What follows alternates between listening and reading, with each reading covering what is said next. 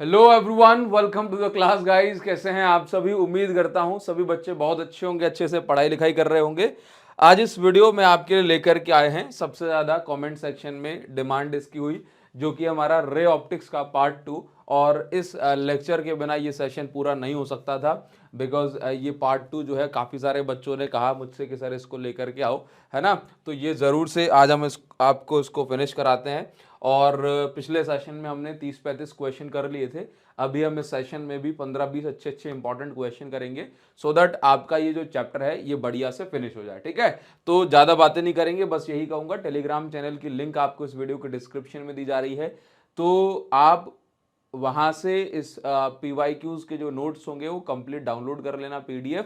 और comment section में मुझे बताना कि अब आपको नेक्स्ट वीडियो कौन सी चाहिए, क्योंकि PYQ सीरीज खत्म हो गई, रिवीजन सीरीज खत्म हो गई, है ना। जो डिटेल्ड लेक्चर्स थे वो भी खत्म हो गए, न्यूमेरिकल्स चल रहे हैं। तो अगर आपको चाहिए कि सर और न्यूमेरिकल्स लेकर के आओ इंपॉर्टेंट वाले, तो वो भी मैं ले आऊँगा। अगर आप कुछ और आपको चाहिए कि सर नहीं ये लेकर के आइए, तो उस पर अभी हम काम करेंगे। ठीक है, चलो। तो सबसे पहले जो नेक्स्ट क्वेश्चन आपको मिल रहा है, क्वेश्चन नंबर फर्स्ट आज के लिए। इस क्वेश्चन में क्या दिया हुआ जरा समझना। इस क्वेश्चन में ये जो टॉपिक है ये है कॉम्बिनेशन ऑफ लेंसेज, है ना। Combination of lens and mirror भी आपको मिल सकता है। तो इस क्वेश्चन में क्या दिया जा रहा है पहले ये देखो, और आगे बढ़ने से पहले CBSE ने 2015 यानी कि 2015 में ये इस क्वेश्चन को पूछा हुआ था। ठीक है, देखिए जरा इस क्वेश्चन में क्या लिखा हुआ है। इन द फॉलोइंग डायग्राम, आपको एक डायग्राम बना के दिया जा रहा है, ये आपको डायग्राम गिवन होगा। ठीक, O is object, O object है जो कि कॉन्वेक्स लेंस L1 से 15 सेंटीमीटर की दूरी पर है, और इस लेंस की जो फोकल लेंथ है ये 20 सेंटीमीटर आपको दी हुई है। क्योंकि कॉन्वेक्स लेंथ है तो फोकल लेंथ पॉजिटिव आप लेंगे। दूसरी चीज क्या बोल रहे हैं कि फाइनल इमेज जो बन रही है ये आई पे बन रही है, और आई यहां पर बताया गया है at a distance 80 centimetre from the second lens. और ये जो दूसरी वाली जो इमेज है ये सेकंड वाले लेंस से 80 सेंटीमीटर की दूरी पर है। ये मत कहना सर कि 20 सेंटीमीटर बहुत बड़ा दिखा है, 80 सेंटीमीटर बहुत छोटा, बस ये आपके समझाने के लिए है कि ये भाई इतनी इतनी दूरी पर है। ठीक है, आगे दिया गया है find the focal length of lens L2, यानी कि दूसरे वाले लेंस की आपको फोकल लेंथ निकालनी है। तो फोकल लेंथ का जो फॉर्मूला है मेरे पास वो यही है, 1/f is equal to 1/v minus 1/u। Lens की फोकल लेंथ इसी फॉर्मूले से निकालते हैं। चलिए ठीक है, तो अगर मैं यही फॉर्मूला इस्तेमाल करूंगा तो मुझे ये चीज पता है कि 1/f इज इक्वल टू, यानी कि ये निकालना है। तो मुझे क्या पता है कि फाइनल इमेज कहां बन रही है, इस लेंस से यहां पर 80 सेंटीमीटर की दूरी पर, तो जो कि राइट साइड में तो 1/80 ले लिया। लेकिन क्या मुझे ये पता है कि इस इमेज के लिए ऑब्जेक्ट कितनी दूरी पर है? तो आप कहेंगे सर ये ऑब्जेक्ट है, तो ये तो गलत है। ये ऑब्जेक्ट है लेकिन पहले वाले लेंस के लिए, तो दूसरे वाले लेंस के लिए ऑब्जेक्ट कौन है? तो इसका आंसर क्या है कि पहले वाले लेंस ने, देख रहे हो आप, देख रहे हो आप, इसको समझो। तो पहला लेंस ये है, इसके लिए ऑब्जेक्ट ये रखा हुआ है। समझना, एक चीज अगर आप ध्यान से समझेंगे तो आपको यहां पर एक चीज समझने को मिलेगी कि जैसे ये मेरे पास एक लेंस है, ठीक है, ये मेरे पास एक लेंस है, और इस लेंस की फोकल लेंथ बताओ जरा क्वेश्चन में कितनी दी हुई है? 20 सेंटीमीटर। ठीक, तो ये इसकी फोकल लेंथ है, समझना, 20 सेंटीमीटर। Clear now? अभी ऑब्जेक्ट कहां रखा है? इस लेंस से 15 सेंटीमीटर की दूरी पर है। तो आप ये बताओ जरा मुझे कि जब ऑब्जेक्ट ऑप्टिकल सेंटर और फोकल लेंथ के बीच में रखा होता है तब इमेज कहां बनती है? बताओ जरा। सेम साइड पे बनती है ना। जब ऑब्जेक्ट फोकल लेंथ और ऑप्टिकल सेंटर के बीच में होता है तो इमेज कहां बनती है? सेम साइड पे। इसका मतलब यह है कि इमेज इसी साइड बन रही है इसकी, और जो कि किस पॉइंट पे बनाई जा रही है, जो कि आपको दिखाई गई कि लगभग जो इमेज है वो आपकी कहां बन रही है। फोकल लेंथ वगैरह तो उसमें मेंशन नहीं करा, बस ये मेंशन करा कि अगर ये ऑब्जेक्ट है, ये ऑप्टिकल सेंटर है, ठीक, तो यहां पर क्या है कि इमेज इसकी बन रही है इस जगह पे, और इस पॉइंट को नाम दिया आई डैश। क्या नाम दिया? I dash. क्लियर है? तो अभी जो सेकंड, जो ये जो पहली वाली जो इमेज बन रही है, ये दूसरे वाले लेंस के लिए ऑब्जेक्ट का काम करेगी, वर्चुअल ऑब्जेक्ट का काम करेगी। समझे? ये देखो, जो जो इस पहले वाले लेंस की इमेज है वो दूसरे वाले लेंस के लिए ऑब्जेक्ट है ना। और ये चीज हम पहली बार थोड़ी ना पढ़ रहे हैं, ये तो हम कई बार पढ़ चुके हैं। तो हमें एक्चुअल में क्या करना चाहिए कि पहले ये तो फाइनली जब हम इसकी इमेज डिस्टेंस लेंगे ना यहाँ पे ऑब्जेक्ट डिस्टेंस, तो इसके लिए ऑब्जेक्ट कहाँ है, ये आई डैश पे है, और ये डिस्टेंस हमें आई डैश वाली डिस्टेंस नहीं पता है ना। तो अपन क्या करेंगे, पहले इस आई डैश को फाइंड कर लेंगे कि ये आई डैश एक्चुअल में कहाँ है। तो मैं यहां पर यूज करूंगा फॉर लेंस L1, पहले वाले लेंस के लिए अगर मैं यहाँ पे 1/f is equal to 1/v minus 1/u लगाता हूं, तो 1/f कितना है, पहले की फोकल लेंथ 20 सेंटीमीटर है, 1/v मतलब इमेज डिस्टेंस मुझे निकालना है, माइनस 1/u ऑब्जेक्ट इसके लिए 15 सेंटीमीटर की दूरी पर है। तो 1/20 माइनस की जगह ये प्लस 1/15 हो जाएगा। अच्छा एक चीज और कि ऑब्जेक्ट कहां पर है, लेफ्ट में है, तो ये मेरे पास माइनस का 1/50 हो जाएगा।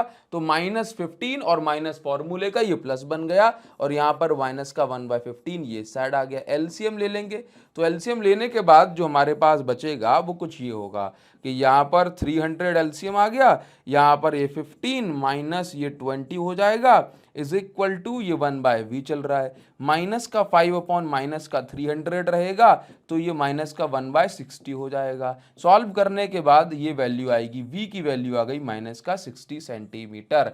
ठीक है, तो इसका मतलब ये हो गया, ये जो इमेज बन रही है ये कहां बन रही है, 60 सेंटीमीटर दूर, है ना, कहां पर, लेफ्ट साइड में। तो ये जो आप डिस्टेंस देख रहे हो, फिर से कहूंगा कि अब आप इसके एक्चुअल डिस्टेंस के हिसाब से दिखाएंगे 60 सेंटीमीटर बहुत दूर होगा, है ना।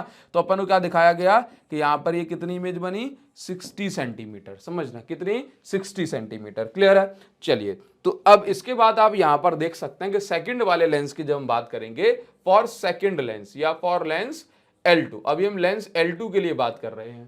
ठीक, तो आप ये देखो, for Lenz L2 I dash will act as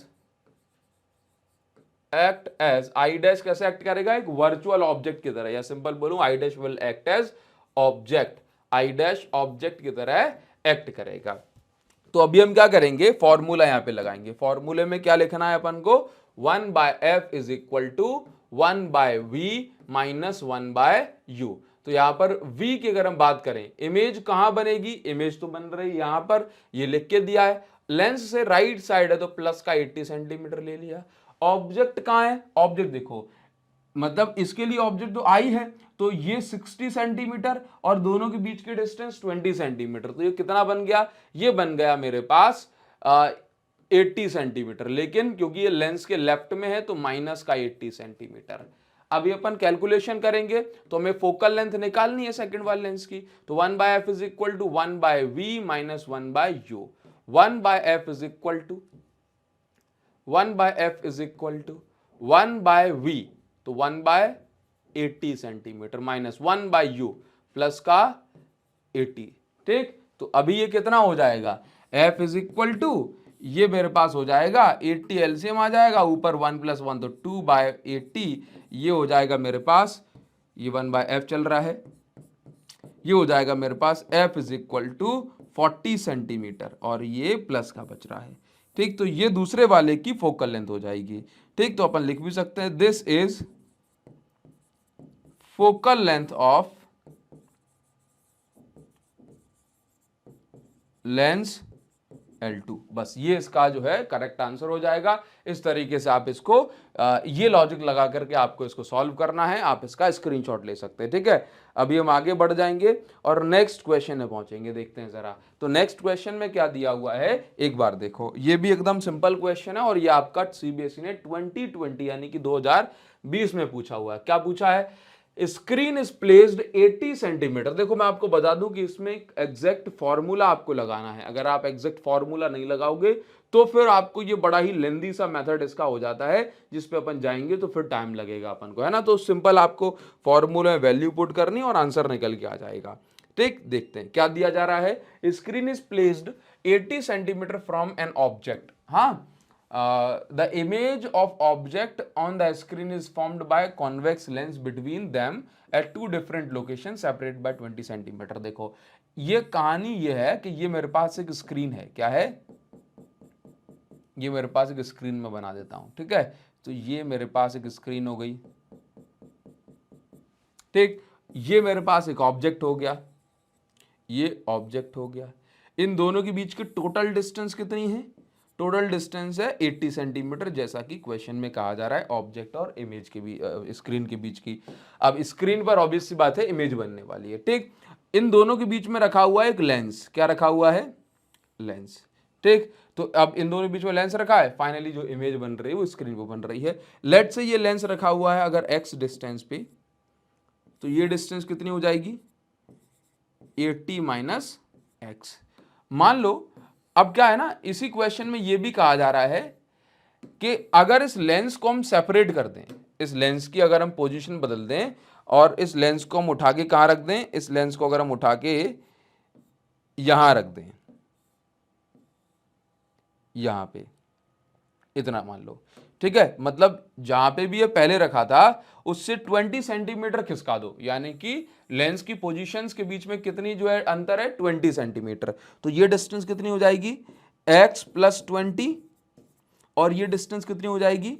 80 minus x plus 20 हो जाएगी। हाँ, तो इस तरह की बात बनेगी। तो यहां पर इस टाइप से अगर आप इसको सॉल्व करोगे, दो अलग अलग केसेस में आपको फोकल लेंथ वगैरह निकालनी पड़ेगी 1/f, फिर कंपेयर वगैरह करोगे तो दिक्कत आएगी आपको सॉल्व करने में। तो इस क्वेश्चन में निकालना क्या है? फोकल लेंथ ऑफ लेंस, इस लेंस की फोकल लेंथ निकालना है, ठीक। तो एक्चुअल में आप इसको ऐसे ना करते हुए आप इसको ऐसे समझ लो कि यहां पर क्या है कि दो लेंस की जो एक्चुअल पोजीशन है उनके बीच की जो डिस्टेंस कितनी है? 20 सेंटीमीटर, जिसको आप 20 ये स्मॉल डी से रिप्रेजेंट करोगे, ठीक। और तो मैं यहां पे लिख देता हूं distance between positions of two different distance between two positions of lens, है ना, टू पोजीशंस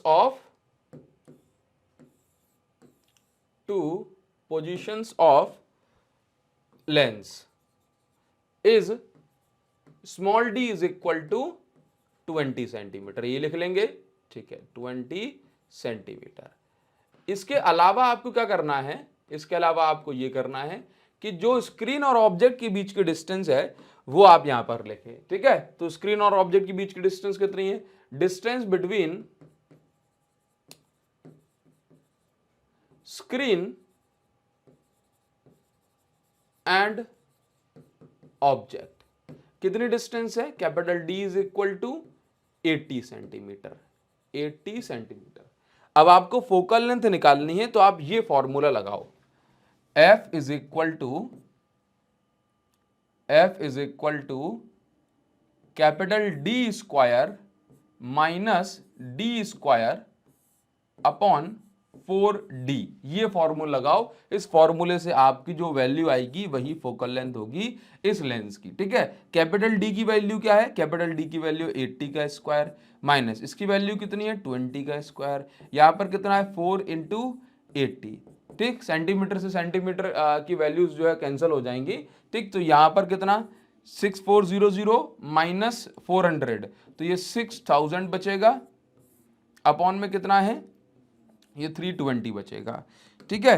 अपन इसको फर्दर सॉल्व करेंगे, ये 6400 हो जाएगा, 400 हो जाएगा, ठीक। इसको सॉल्व करेंगे, अगर हम इसको कैंसिल करें 4 से तो ये अपने पास 150 और ये हो जाएगा 8, ठीक। तो इसको कैंसिल कर दो, 75/4 हो जाएगा, ठीक। इसको अपन फर्दर सॉल्व करेंगे 37.5, उसके बाद ये अपने पास 18.75 F is equal to 18.75 centimetre, ये आपका आंसर आ गया।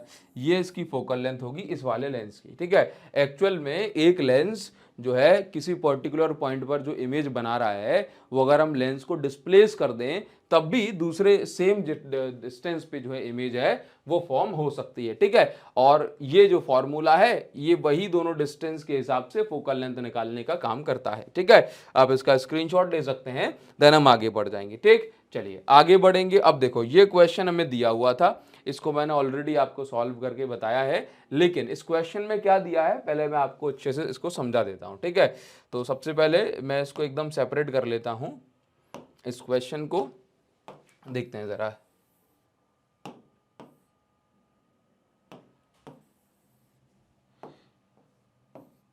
देखो इस क्वेश्चन में क्या दिया हुआ है एक बार पढ़ेंगे, ठीक है, उसके हिसाब से फिर अपन सॉल्व करेंगे। देखते हैं। A convex lens is placed in contact with a plane mirror. ठीक, एक कॉन्वेक्स लेंस हमने ले लिया, इसके कांटेक्ट में हमने प्लेन मिरर रख दिया। क्या रख दिया? Plane mirror.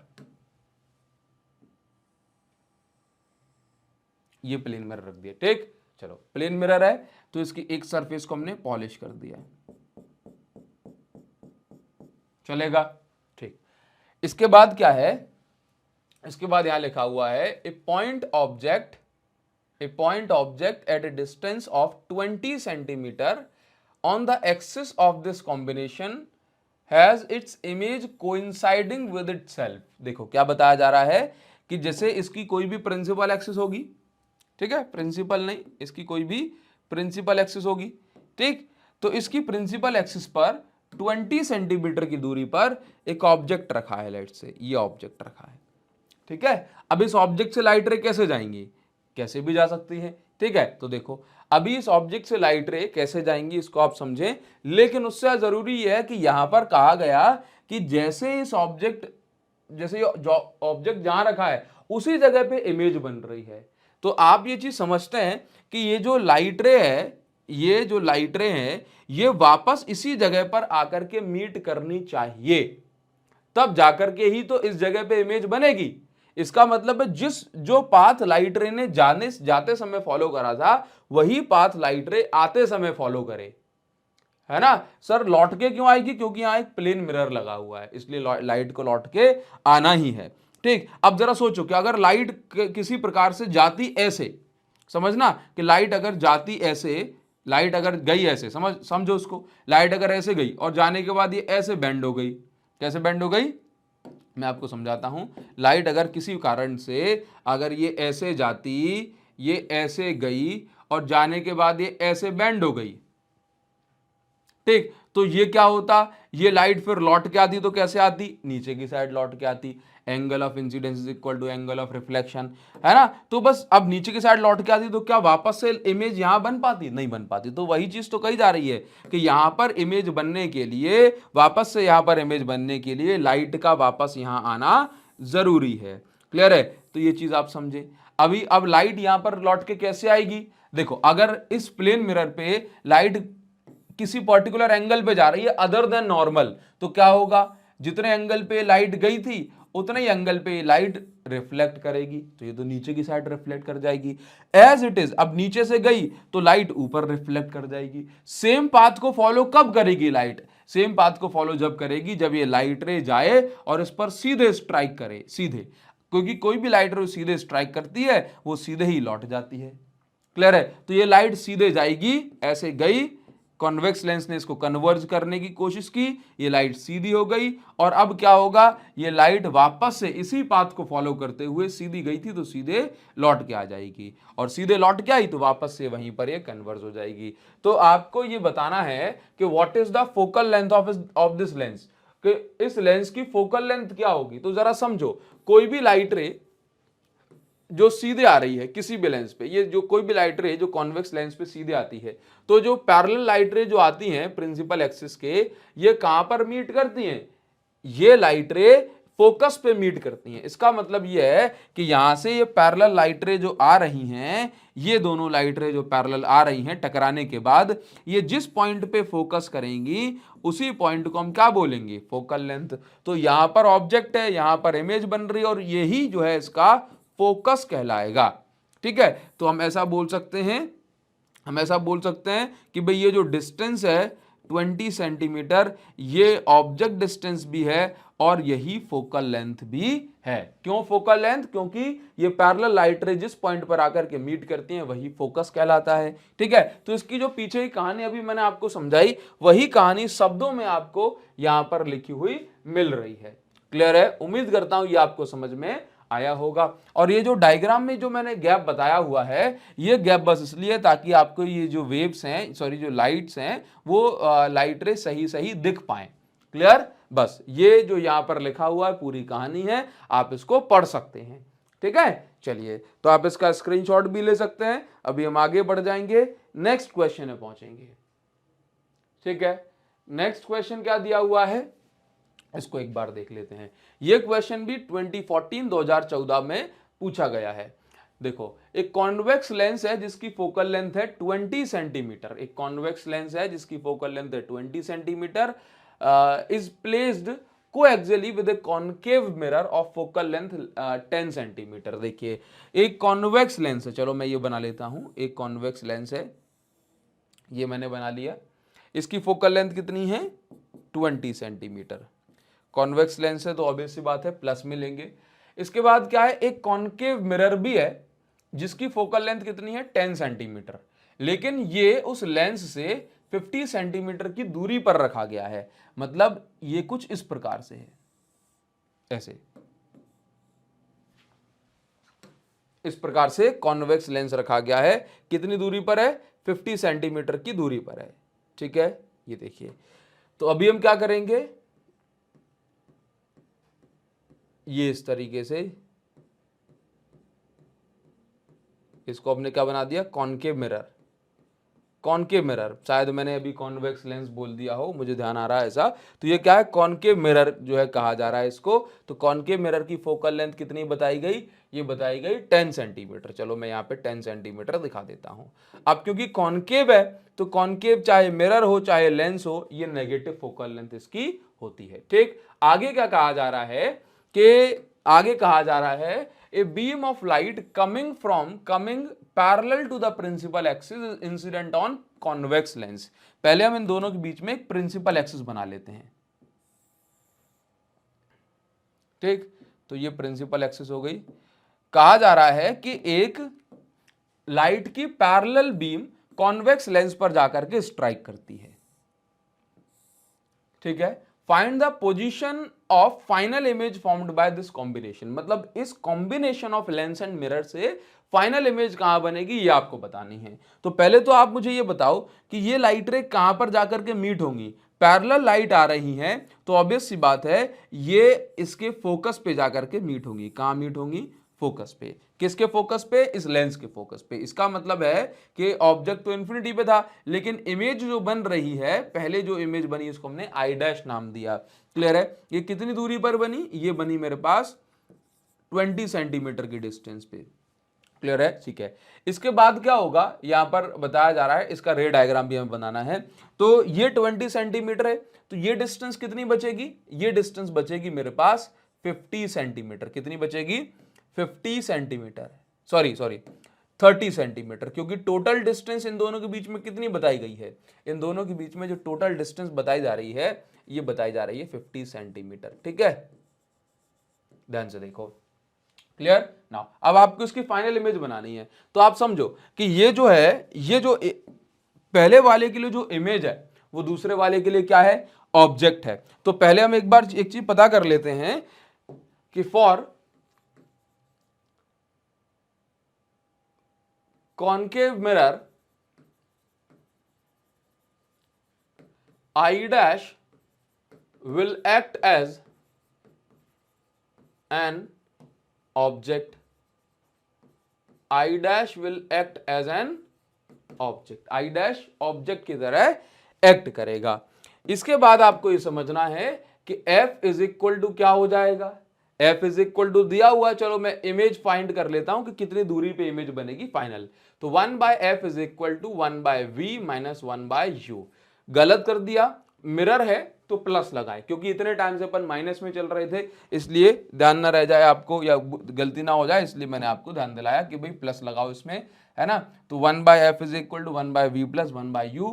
1/f is equal to, ये 1/f तो मुझे पता है कि माइनस का 1/10 हो जाएगा, क्योंकि फोकल लेंथ माइनस के 10 है। ठीक है, इसके बाद 1/v, 1/v मुझे निकालना है, और 1/u क्या है, सेकंड वाले मिरर के लिए क्या होगा, ये 30 सेंटीमीटर लेफ्ट में है तो माइनस का 1/30।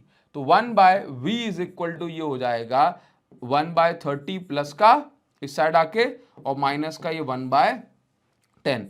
सॉल्व करेंगे 30, तो 1 माइनस 3 हो जाएगा 1/v।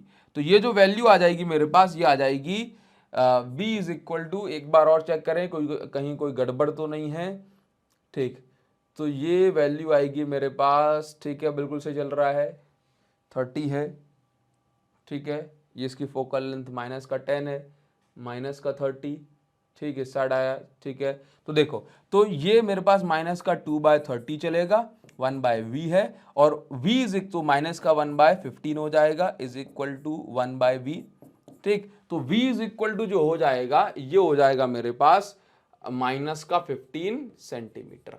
दैट मीन्स यहां पर जो इमेज जो बनेगी वो यहां बनेगी, इमेज कहां बनेगी, ये 30 के आधा, यानी कि फाइनल इमेज बनेगी यहां पर आई। इसका मतलब ये हुआ कि ये जो लाइट जो इस तरीके से ये जो आ रही हैं, ये इस तरह यहां पे जाएंगी और यहां पे जाएंगी, और टकराने के बाद यहां जो है इसकी इमेज का फॉर्मेशन होगा, ठीक है, बस ये फाइनल इमेज का फॉर्मेशन हो रहा है, और कितनी दूरी पर हो रहा है ये भी आपको पता पड़ गया है, क्लियर है। तो ये आपके क्वेश्चन का पूरा सॉल्यूशन हो गया, रे डायग्राम वगैरह हमने सारी चीज यहां पर ड्रॉ करके बता दी है, क्लियर है। 15 सेंटीमीटर लगभग यही होगा ना, 15 सेंटीमीटर, ये 15 सेंटीमीटर पे इसकी इमेज बन रही है, ठीक, तो यहां पर हमने इसको शो कर दिया, आप इसका स्क्रीनशॉट ले सकते हैं, और आप ये भी समझ सकते हो कि इस टाइप के कॉम्बिनेशन ऑफ लेंस वाले question, combination of lens and mirror वाले क्वेश्चंस आ जाएं तो आपको यहां पर क्या करना है, पहले ऑब्जेक्ट, पहले लेंस के लिए जो इमेज है वो दूसरे लेंस के लिए या दूसरे मिरर के लिए ऑब्जेक्ट काम करेगा, तो रे डायग्राम बिना डरे आप बिल्कुल बनाएं, आपका रे डायग्राम गलत नहीं होगा। तो आगे हम बढ़ जाएंगे, आप इसका स्क्रीनशॉट ले सकते हैं। तो क्या दिया जा रहा है देखते हैं जरा, ये सीबीएसई ने 2014 में पूछा गया ये क्वेश्चन है, एकदम आसान क्वेश्चन आपको लगेगा अगर आप इसको समझ जाएंगे तो। देखते हैं जरा,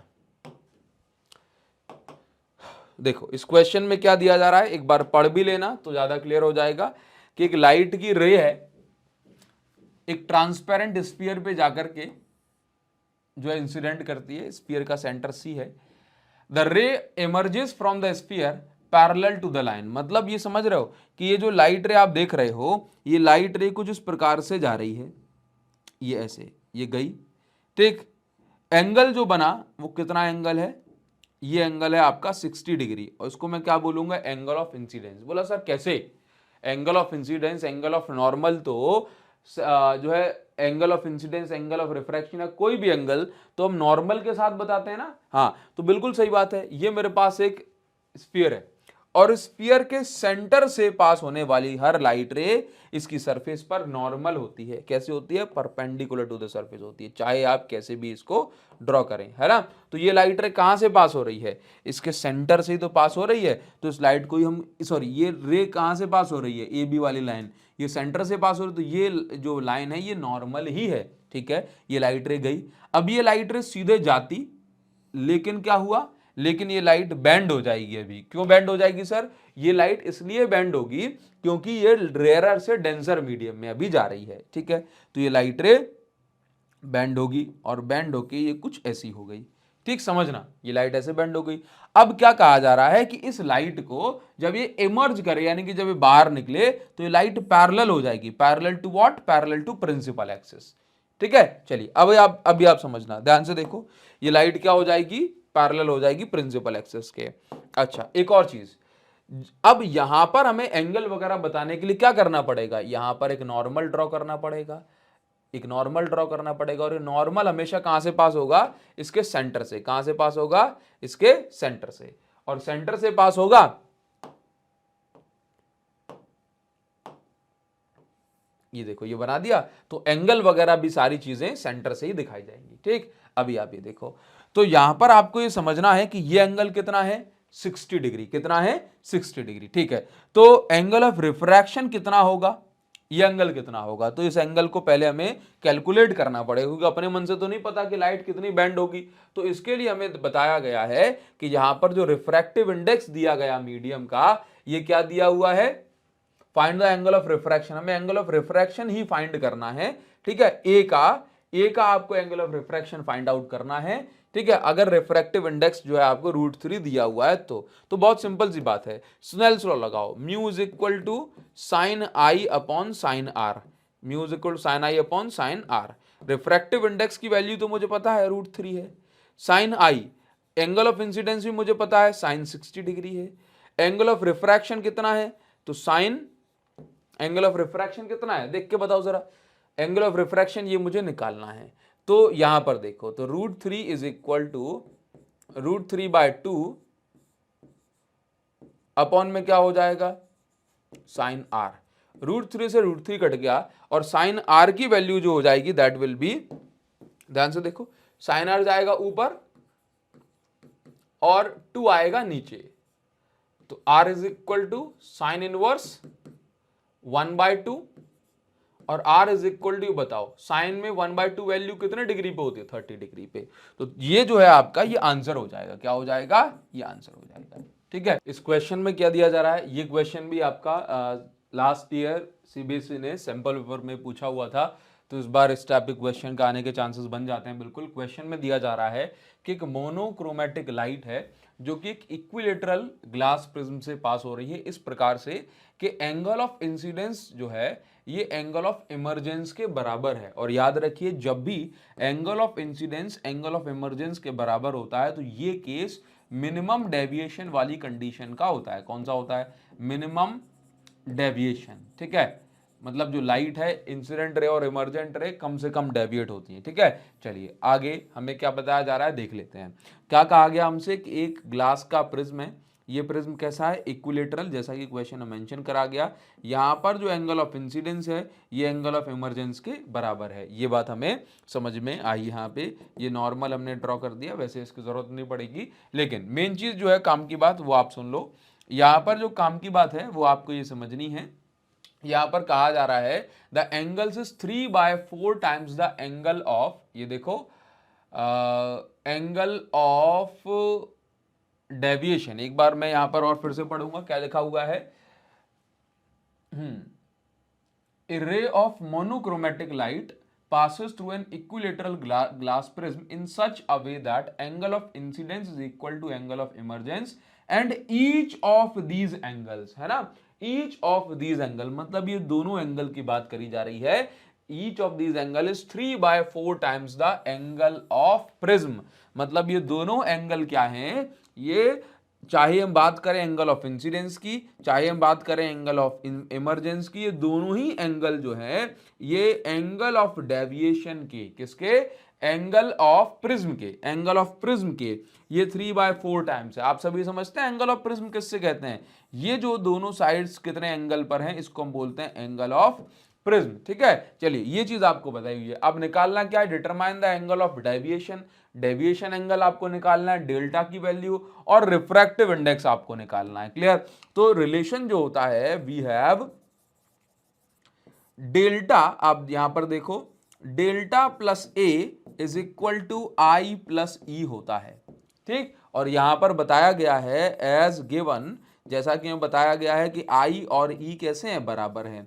तो delta plus E is equal to क्या हो जाएगा, आई प्लस ई की जगह आई प्लस आई, तो 2i हो गया। ठीक, तो delta plus A is equal to 2, I की जगह पे आपको क्या लिखना है, या ई की जगह पे क्या लिखना है, 3/4 ए। ठीक है, इसके बाद क्या होगा, ये कैंसिल हो जाएगा तो 3/2 हो जाएगा। तो delta plus A is equal to 3/2a, डेल्टा is equal to 3/2 a minus a, डेल्टा is equal to 3a minus 2a upon 2, तो delta is equal to a/2। ठीक है, अब इसके बाद इक्विलेटरल ट्राइंगल में जो एंगल बनता है या इक्विलेटरल प्रिज्म में जो एंगल बनता है, a की वैल्यू कितनी होती है, for equilateral prism, equilateral prism के लिए जो a होता है वो 60 डिग्री होता है। तो यहां पर जो डेविएशन जो एंगल हमने निकालना है ये कितना हो गया, ये 30 डिग्री हो, कितने डिग्री हो गया, 30 डिग्री। क्लियर है, और क्या पूछा हुआ है, और हमें ये पूछा गया है यहाँ पे the refractive index of glass prism, आपको ग्लास प्रिज्म का रिफ्रैक्टिव इंडेक्स भी निकालना है। यहाँ पर केस कौन सा बन रहा है, मिनिमम डेविएशन वाला। तो आप यहाँ पर जो सेकेंड पार्ट में ऐसे देखें कि मिनिमम डेविएशन और ग्लास प्रिज्म का रिफ्रैक्टिव इंडेक्स का क्या रिलेशन होता है, तो ये हमें पता है फॉर्मूला साइन a प्लस डेल्टा/2 minimum deviation upon sine A by 2, sine A by 2। Clear. अभी हम यहां पर वैल्यूज पुट करेंगे तो क्या आएगी, mu is equal to sine A की वैल्यू कितने डिग्री है, 60 डिग्री है, प्लस डेल्टा एम की वैल्यू, डेविएशन की कितनी वैल्यू है, मिनिमम डेविएशन कितनी निकल के आ रही है 30 डिग्री, अपॉन में क्या है 2। यहां पर कितना हो जाएगा, साइन ए की वैल्यू 60 अपॉन में 2। तो यहां पर आप ये देखिए कि म्यू इज इक्वल टू कितना हो गया, ऊपर बचा है साइन 45, नीचे बचा है साइन 30 डिग्री। क्लियर है। साइन 45 की वैल्यू 1/√2 होती है और साइन 30 की वैल्यू 1/2 होती है, जो कि ऊपर पहुंच के 2 हो जाएगी। ठीक है, मतलब नीचे 1/2 लिखोगे, ऊपर पहुंच के 2/1 हो जाएगी। ठीक है, तो म्यू इज इक्वल टू कितना निकल के आ जाएगा, √2 से 2 में हम डिवाइड करेंगे तो म्यू की वैल्यू कितनी आ गई, √2 निकल के आ जाएगी। और ये जो √2 है ये क्या है भाई, 1.414। तो जो यहाँ पर जो सेकंड पॉइंट का आंसर हो जाएगा दैट विल बी √2। क्लियर है।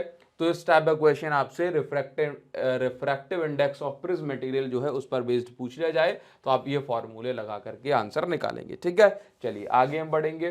देखो ये क्वेश्चन हमें मिल रहा है, इस क्वेश्चन में क्या दिया जा रहा है, पहले तो ये देख लो कि सीबीएसई ने 2022 के सेकंड टर्म में ये क्वेश्चन पूछा गया है और इसमें क्या बताया जा रहा है कि हमारे पास दो प्रिज्म है, एबीसी और डीबीसी। ठीक है, पहले प्रिज्म के लिए जो एंगल है वो कितना है, 41.1 डिग्री क्रिटिकल एंगल है।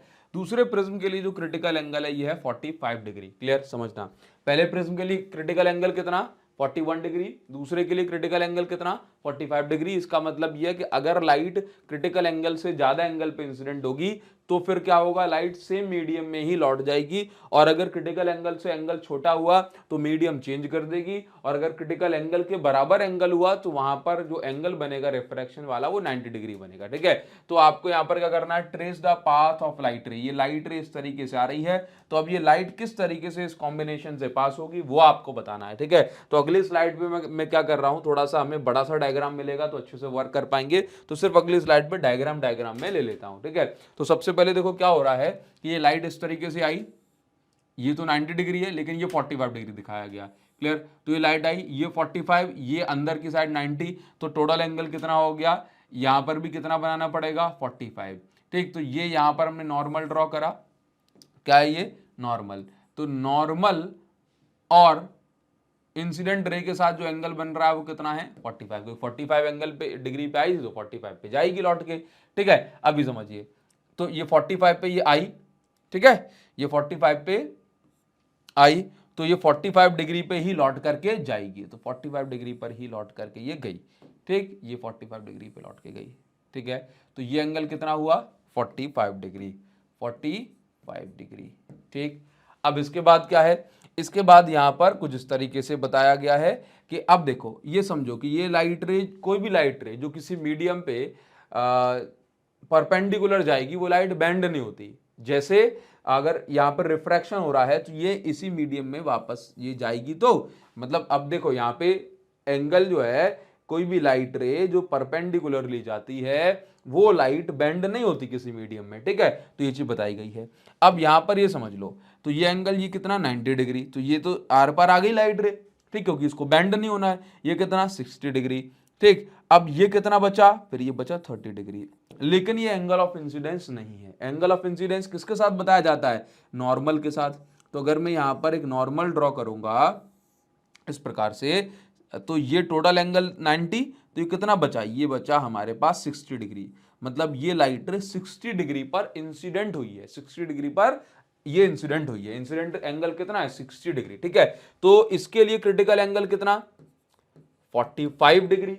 तो 45 डिग्री से बड़े एंगल पे, 60 डिग्री पे, क्रिटिकल एंगल से बड़े एंगल पे लाइट इंसिडेंट हो रही है इस प्रिज्म में। इसका मतलब है ये लाइट लॉ ऑफ रिफ्लेक्शन को फॉलो करेगी, तो जितने एंगल से ये लाइट आई थी उतने एंगल से लाइट चली जाएगी। तो इसका मतलब ये है कि ये 60 डिग्री बनाते हुए ही यहां पर जाएगी। लेकिन उससे पहले देखो, तो ये एंगल कितना दिखाया गया 60 डिग्री, कितना 60 डिग्री। क्लियर है, तो अभी आप यहां पर देखेंगे ये लाइट रे अगर ऐसे जाती, ये एंगल 60 डिग्री है, ये एंगल 90 डिग्री है, ये एंगल 30 डिग्री है।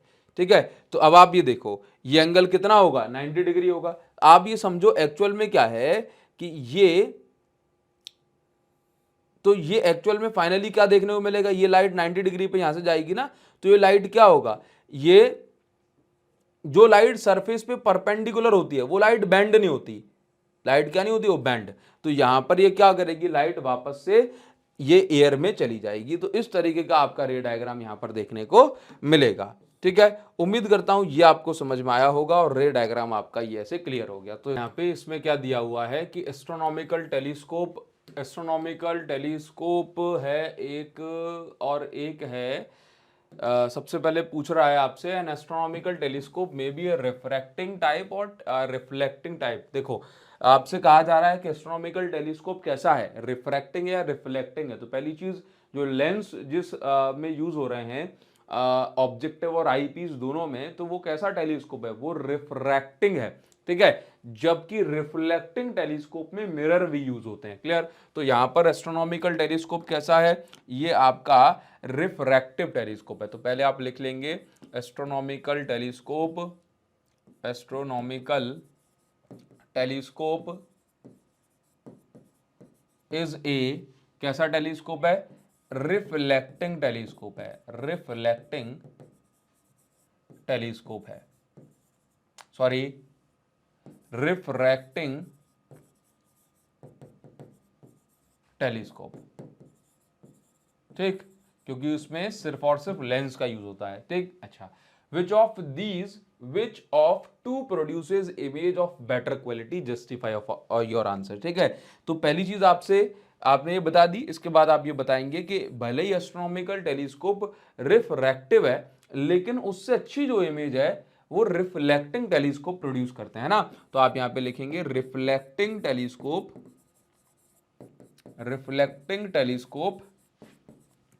produces image of better quality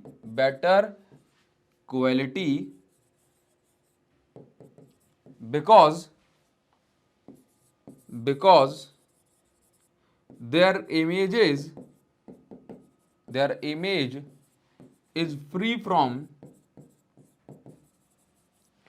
chromatic, उसमें किसी तरह के एबरेशन यानी कि क्रोमैटिक एंड स्फेरिकल एबरेशन इनमें नहीं होता, क्रोमैटिक एंड स्फेरिकल एबरेशन नहीं होता। ये चीज हमने ऑलरेडी समझ रखी है। उम्मीद करता हूं कि आपने जो वन शॉट है या इससे जो रिवीजन वाली जो वीडियो होगी वो देखी होगी। क्लियर, तो क्रोमैटिक और स्फेरिकल एबरेशन नहीं होते रिफ्लेक्टिंग टेलीस्कोप में, इसीलिए रिफ्लेक्टिंग टेलीस्कोप अच्छा है और इसकी जो ब्राइटनेस जो होती है इमेज की, वो भी कॉन्ट्रास्ट भी क्लियर होता है। ठीक है, नेक्स्ट क्वेश्चन जो हमें मिल रहा है वो क्या दिया जा रहा है, ड्रॉ ए रे diagram of astronomical telescope showing image formation in normal adjustment. जब भी कहता है नॉर्मल एडजस्टमेंट तो आपको इंफिनिटी पर फाइनल इमेज शो करना है।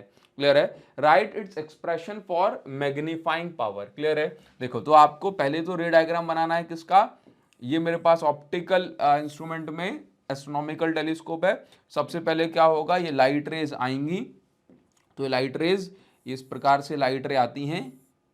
ठीक, ये लाइट रे आई, यहां पर ये बेंड हुई, जहां पर ये बेंड हो गई फोकस कर गई, वहीं पर क्या बनेगी, इमेज। तो ये मेरे पास एक इमेज हो गई। इस इमेज को मैं नाम दे सकता हूं, let's say this image is A B. यहां पर अगर हम एंगल दिखाएं तो ये एंगल अल्फा है, तो ये फाइनल एंगल भी अल्फा होगा, ये वाला एंगल भी अल्फा है।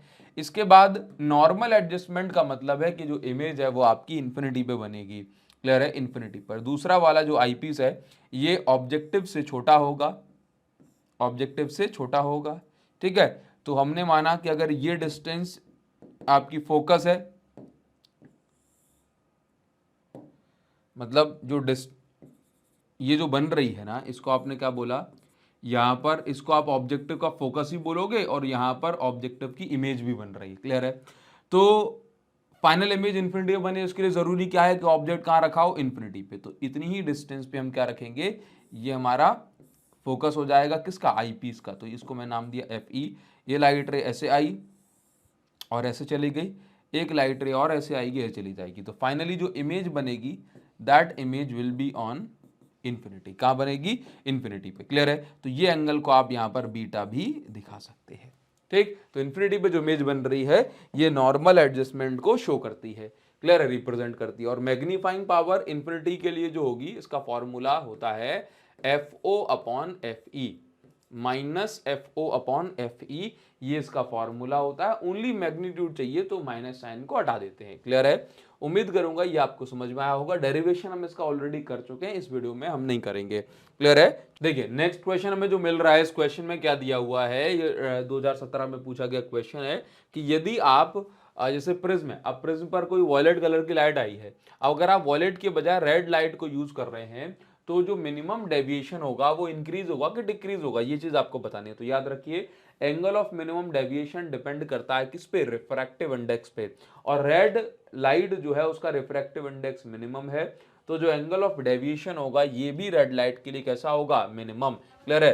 तो यहां पर ये चीज आपको समझनी है। ठीक, नेक्स्ट हम आगे बढ़ेंगे। तो इसका मतलब क्या है कि जो रिफ्रैक्टिव इंडेक्स जो है कम है रेड लाइट का, तो एंगल ऑफ डेविएशन भी डिक्रीज हो जाएगा। क्लियर? Minimum deviation. आओ अभी नेक्स्ट क्वेश्चन जो हमें दिया जा रहा है इसमें क्या लिखा है? Define magnifying power of compound microscope and final image is formed at infinity. तो देखो आपको मैग्नीफाइंग पावर को जो है डिफाइन करना है कि angle made by image on I to the angle made by object on eye when it is kept on LDDB। ठीक है, चलिए डेफिनेशन ये रहेगी, ये सामने लिखी हुई है, बीटा बाय अल्फा। और इसके बाद क्या पूछा है कि why must both objective and eyepiece of compound microscope has short focal length. देखो आपसे कहा जा रहा है कि कंपाउंड माइक्रोस्कोप के ऑब्जेक्टिव और जो है आईपीस दोनों की फोकल लेंथ छोटी क्यों होना चाहिए? तो देखो अगर हम बात करें कि जब इमेज इन्फिनिटी पे बन रही है, जब इमेज कहां बन रही है? इन्फिनिटी पे वाला केस इसने पूछा। और कभी भी हम कोई भी केस की बात करें तो मैग्निफिकेशन जो फॉर्मूला होता है कंपाउंड माइक्रोस्कोप का, उसमें FO और FE नीचे आता है। अब जितना FO और FE छोटा होगा उतना ही मैग्निफिकेशन कैसी होगी? बड़ी। डेनोमिनेटर जितना छोटा होगा मैग्निफिकेशन उतनी बड़ी निकल के आएगी। तो यही रीजन है, तो ये चीज हमने यहाँ पर एक्सप्लेन कर दी है, तो आप यहाँ पर समझ गए होंगे। अच्छा, ये नेगेटिव साइन क्या बता रहा है? जो इमेज है वो रियल एंड इन्वर्टेड बन रही है। मतलब सॉरी, नेगेटिव साइन को आप यहाँ पे क्या बोलो? इमेज कैसी है? इन्वर्टेड इमेज को यहाँ पर नेगेटिव साइन रिप्रेजेंट कर रहा है। ओनली मैग्नीट्यूड लूंगा तो माइनस साइन फॉर्मूले में आपको कई जगह देखने को नहीं मिलेगा। ठीक है, अब अगला क्वेश्चन देखो, इसमें क्या पूछा गया? ये भी देखो इस क्वेश्चन में पूछा गया कि आपको 3 लेंसेज दिए हुए हैं, L1, L2 और L3। ठीक, और आपको कहा गया है कि ये बताओ कि अगर एस्ट्रोनॉमिकल टेलीस्कोप में हमें इन लेंसेज को ऑब्जेक्टिव और आईपीस की तरह यूज करना हो, किसकी तरह? ऑब्जेक्टिव और आईपीस की तरह यूज करना हो, तो आपको कौन से लेंसेज को पिक करना चाहिए और इसका रीजन बताओ। देखो सिंपल सी बात है, जिसकी आप ये समझो यहाँ पे एस्ट्रोनॉमिकल की बात कर रहे हैं, है ना? तो एस्ट्रोनॉमिकल टेलीस्कोप में आपको समझना चाहिए कि जो आईपीस होता है, सुनो, जो ऑब्जेक्टिव है पहला वाला लेंस, उसकी फोकल लेंथ ज्यादा होती है और एपर्चर भी ज्यादा होता है। फोकल लेंथ ज्यादा और एपर्चर भी ज्यादा, किसका? ऑब्जेक्टिव का, एस्ट्रोनॉमिकल टेलीस्कोप में। जबकि अगर हम बात करें आईपीस की, तो आईपीस का जो एपर्चर है वो स्मॉल होता है। इसी चीज को ध्यान में रखते हुए हमने क्या देखा कि ऑब्जेक्टिव के लिए L1 लेंस को पिक करना चाहिए और आईपीस के लिए L3 लेंस को पिक करना चाहिए। क्यों? क्योंकि देखो इसकी फोकल लेंथ सबसे ज्यादा बैठेगी 1/f। देखो P इज इक्वल टू क्या होता है? 1/f, और ये वैल्यू मीटर में होती है ना? तो F is equal to 1/P हो जाएगा, 1/3 हो जाएगा, 0.33, ये मीटर में है। सेंटीमीटर में कन्वर्ट करूंगा 33 सेंटीमीटर निकल के आ रहा है ना? और इनकी जो वो होगी वो सबसे छोटी हो जाएगी, छोटी होती चली जाएगी। तो आप यहाँ पर देख रहे हैं कि इसकी फोकल लेंथ सबसे ज्यादा है, एपर्चर भी सबसे ज्यादा, तो ये ऑब्जेक्टिव के लिए सुटेबल है। और ये किसके लिए? इसकी फोकल लेंथ सबसे कम, एपर्चर भी कम है, तो ये क्या हो जाएगा? आईपीस के लिए सुटेबल हो जाएगा। तो ये आपका जो आंसर है वो हो जाएगा, यहां पर हमने लिख दिया है। अगला क्वेश्चन जो हमें देखने को मिल रहा है, इसमें कुछ नहीं पूछा गया, आपसे कह रहा है कि रिफ्रैक्टिंग टेलीस्कोप की 2 लिमिटेशन लिखिए और उसका डायग्राम बना दो।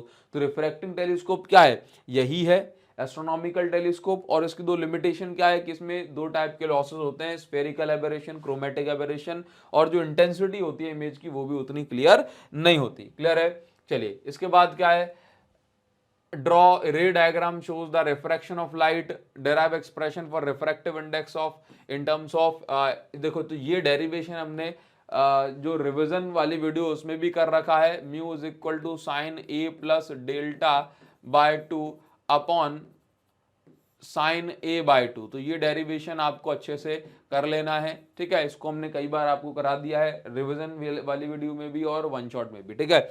आगे यहाँ पर क्या दिया जा रहा है, आगे यहाँ पर क्या लिखा हुआ है, देखो नेक्स्ट क्वेश्चन। इस क्वेश्चन में क्या लिखा है कि एक रे है, इसको ढंग से पढ़ेंगे। एक रे है लाइट की, ये एक प्रिज्म पर जाकर के स्ट्राइक करती है और इस प्रिज्म का रिफ्रैक्टिव इंडेक्स कितना है, √2। क्लियर है। इसके बाद क्या है सॉरी देखिए, तो इसके बाद क्या दिया जा रहा है कि पॉइंट एम पर जाकर के लाइट रे स्ट्राइक कर रही है such that it grazes, such that it grazes. Graze जब भी आ जाए तो यहां पर क्या मतलब है कि जैसे ग्रेज का मतलब है कि लाइट किसी मीडियम में नहीं जाएगी, उसी सरफेस को टच करते हुए आगे बढ़ेगी। मतलब कोई लाइट इस तरीके से आई, ऐसे आई और ये ऐसे टकरा गई, तो लाइट ना इस मीडियम में आएगी और ना ही दूसरे मीडियम में जाएगी। लाइट कहाँ जाएगी, लाइट इस तरीके से इसी सरफेस को टच करते हुए आगे बढ़ेगी। इसके लिए शब्द जो है हमेशा यूज करा जाएगा यहाँ पे ग्रेजेस, ठीक है। तो यहाँ पर क्या लिखा है कि लाइट किसी दूसरे मीडियम में नहीं जाएगी। हाँ, तो इसका मतलब है कि लाइट, तो जो यहाँ पर जो लाइट इंसिडेंट कर रही होगी, ये जो हम नॉर्मल ड्रॉ करेंगे यहाँ पर जो एंगल है ये क्रिटिकल एंगल के बराबर ही होगा 100%, है ना, तभी ग्रेजिंग वाला केस यहाँ पर बनता है, ठीक है। इसके बाद क्या दिया हुआ है, आपको क्या निकालना है, क्रिटिकल एंगल ऑफ प्रिज्म। आपको इस प्रिज्म का क्रिटिकल एंगल निकालना है, ठीक है। तो आप यहां पर समझिए कि डायग्राम जो बना हुआ है वो कुछ इस प्रकार से है। ध्यान से देखो, ये लाइट आई, ये लाइट इस प्रकार से आई, ये लाइट इस तरीके से गई। अब ये जो बना है, ये जो बना है, ये क्या है, ये है आपके पास एंगल ऑफ रिफ्रैक्शन R1, ठीक। ये जो बना है ये आपके पास एंगल ऑफ रिफ्रैक्शन R2, समझो, ठीक है। R1 और ये R2, ठीक। अभी ध्यान से देखो, आपको क्रिटिकल एंगल निकालना है, तो पहली चीज तो क्रिटिकल एंगल निकालने के लिए क्या करना होगा, आपको कुछ नहीं करना, mu is equal to 1 upon sine I C होता है, या ऐसे कर लो sine I C is equal to 1 upon mu, sine I C is equal to 1 upon mu. तो sine I C is equal to 1 upon mu, 1 upon mu, mu की value √2 है, तो यहां पर क्या हो जाएगा, sine I C is equal to, या simple I C is equal to sine inverse 1/√2, 1/√2। तो I C is equal to ये कितना हो जाएगा, 45 डिग्री हो जाएगा। I C is equal to कितना हो जाएगा, 45 डिग्री। तो क्रिटिकल एंगल इसके लिए कितना है, 45 डिग्री, ठीक है। अब निकालना क्या है, तो ये चीज तो हमने निकाल ली, the angle of refraction at face A B. तो ए बी वाला फेज ये है, तो इस पर हमें एंगल ऑफ रिफ्रैक्शन निकालना है, ये ए है और ये बी है, मतलब इस R1 की वैल्यू निकालनी है। तो याद रखिए हमने ये चीज पहले भी प्रूव करी हुई है ना, जब हम डेरिवेशन वगैरह करते हैं तो यहां पर क्या होता है कि R1 plus R2 is equal to A होता है, ठीक है। और ये इक्विलेटरल ट्राइंगल दिया हुआ है, तो ए की वैल्यू फिक्स है, कितनी होगी, 60 डिग्री होगी, ठीक है। तो R1 प्लस R2 जो है यहां पर क्रिटिकल एंगल के बराबर है, और ए हमारे कितना दिया है, 60 डिग्री, ठीक है। कितने डिग्री है, 60 डिग्री, ठीक है। R2 कितने डिग्री के बराबर है, यहां पर देखो क्रिटिकल एंगल जो है वो R2 है, ठीक है। इसके बाद क्या दिया जा रहा है, यहां पर देखो R1 plus 45 degree is equal to 60 degree. तो R1 इज इक्वल टू कितना हो जाएगा, ये 50, सॉरी R1 है, हाँ, तो R1 इज इक्वल टू कितना है, 15 डिग्री। और अगर यहां पर ये भी पूछ ले कि एंड लगा के दे दे आपको क्या, AC वाले फेज पे, तो AC वाले फेज पे तो R2 बन रहा है, तो वो कितना है, ऑलरेडी निकाल दिया है, 45 डिग्री, ठीक है। तो ये चीज आपको समझनी है, हम आगे बढ़ जाएंगे। अभी नेक्स्ट क्वेश्चन जो हमें दिया जा रहा है वो क्या दिया जा रहा है, what is the difference in the construction of astronomical telescope and compound microscope. Construction में पूछ रहा है, ठीक है, कंस्ट्रक्शन में क्या डिफरेंस है। तो याद रखिए आपको समझना है कि जो ऑब्जेक्टिव है उसकी फोकल लेंथ बड़ी होती है आईपीस की फोकल लेंथ से, किसके अंदर, एस्ट्रोनॉमिकल टेलीस्कोप में, एस्ट्रोनॉमिकल टेलीस्कोप में, ठीक है। 2 बार ये क्वेश्चन पूछा गया, 15 में भी और 5 साल बाद 20 में भी, ठीक है, एस्ट्रोनॉमिकल टेलीस्कोप में। उसके बाद आईपीस जो है ऑब्जेक्टिव छोटा होता है आईपीस से, किसमें, इन कंपाउंड माइक्रोस्कोप, इन कंपाउंड माइक्रोस्कोप, ठीक है, ये चीज याद रखेंगे। तो ये कंस्ट्रक्शन थोड़ा डिफरेंस है। अब इसके बाद इसमें यहां पर क्वेश्चन पूछा गया है क्या, focal length of objective and eyepiece of compound microscope is 1.25 and 5 centimetre. देखो तो फोकल लेंथ आईपीस ऑब्जेक्टिव की कितनी है 1.25 सेंटीमीटर, और आईपीस की फोकल लेंथ कितनी है, दोनों कॉन्वेक्स हैं तो दोनों पॉजिटिव कंसीडर करनी है 5 सेंटीमीटर। क्या निकालना है,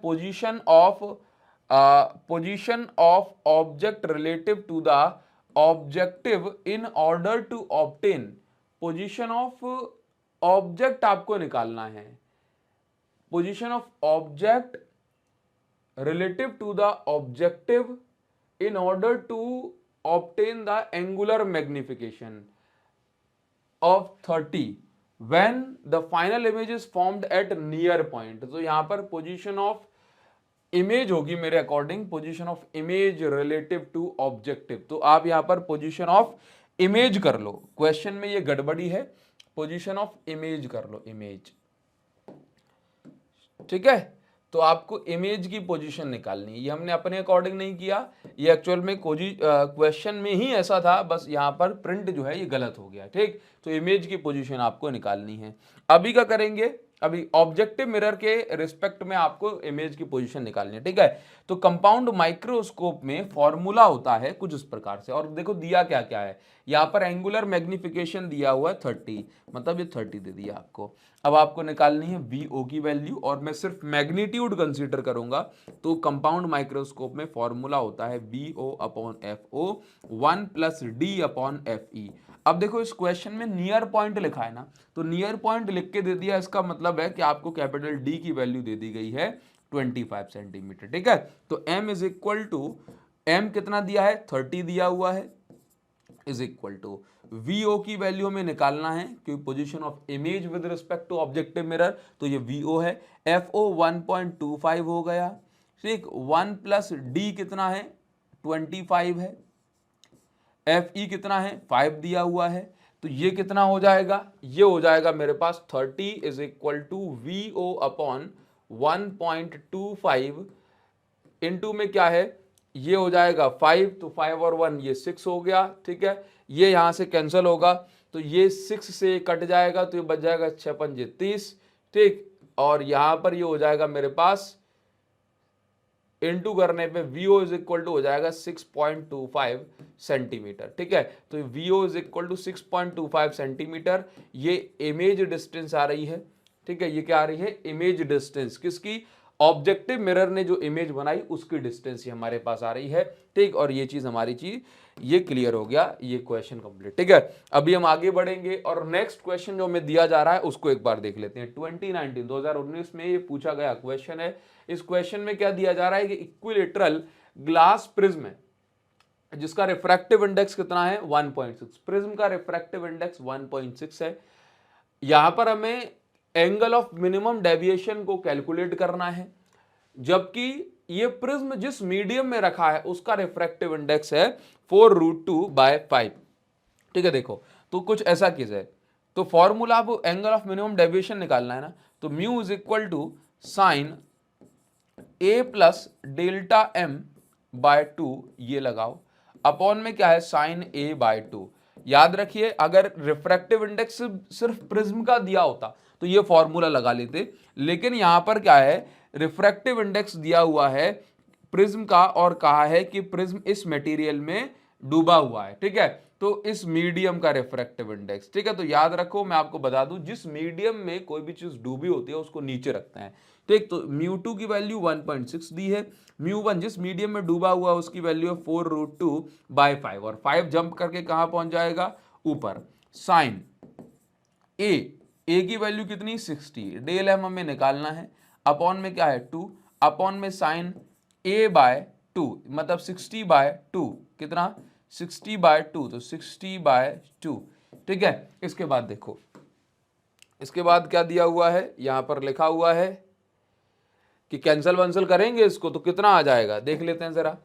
तो हम इसको 1.6 इंटू 5 अपॉन 4√2 अभी एज इट इज ऐसे ही लिख रहे हैं, is equal to sine 60 plus delta m/2 into में क्या है, इनटू में है साइन 60/2 मतलब साइन 30, साइन 30 का मतलब है 1/2, साइन 30 का मतलब क्या है 1/2। ठीक है, अभी हम आगे बढ़ेंगे और देखो जरा, साइन 30 का मतलब 1/2 जो कि ऊपर पलट जाएगा, साइन 30 मतलब 1/2 है, साइन 60/2 तो 1/2, 1/2 को इस साइड भेज दो तो सीधा यहाँ पर 1/2 ऐसे हो जाएगा।